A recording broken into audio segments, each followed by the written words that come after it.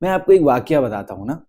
ایک پرانے زمانے میں بادشاہ ہوا کرتا تھا جس کو تلوار چلانے کا بڑا شوق تھا، مگر وہ ایکسپرٹ نہیں تھا. ایک دن یوں ہی وہ اپنے باغ میں پریکٹس کر رہا تھا کہ اچانک اس کے ہاتھ سے تلوار سلپ ہوئی اور اس کے ناک پہ جا لگی اور ناک کٹ کر وہ دور جا گری. اب بادشاہ پریشان کہ دربار میں کیسے جاؤں گا. پہلے تو کئی دن وہ دربار میں گیا ہی نہیں. پھر جیسے ہی اس کا زخم ٹھیک ہوا تو وہ آیا. تخت پر بیٹھنے ہی لگا تھا کہ وزیر کی نظر اس کی کٹی ہوئی ناک پر پڑی. وزیر کی ہنسی چھوٹ گئی. بادشاہ کو بہت ذلت محسوس ہوئی اور اسے اتنا غصہ آیا کہ اس نے حکم دیا کہ اس گستاخ وزیر کی بھی ناک اڑا دی جائے. ایسا ہی ہوا اور وزیر کی ناک بھی کاٹ دی گئی. اب دوسرے دن دربار میں عام محفل سجی. بادشاہ اور وزیر جیسے ہی آئے تو کٹی ناک دیکھ کر سب کی ہنسی نکل گئی.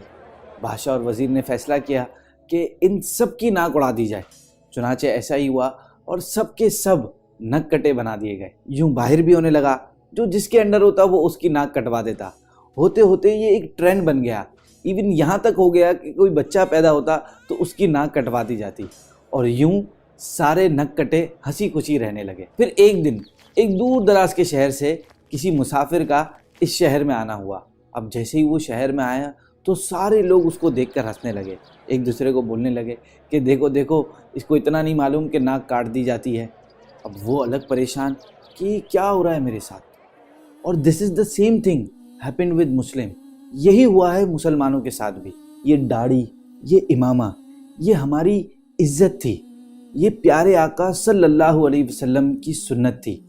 یہ ہماری ہسٹری تھی، مگر ہم نے اسے اتنا چھوڑ دیا کہ آج ہماری آنے والی نسلیں اسے کوئی ایلین لباس سمجھتی ہیں. اور اس سے اسٹرینج بات میں آپ کو بتاؤں کہ کچھ لوگ اس کا مذاق اڑاتے ہیں.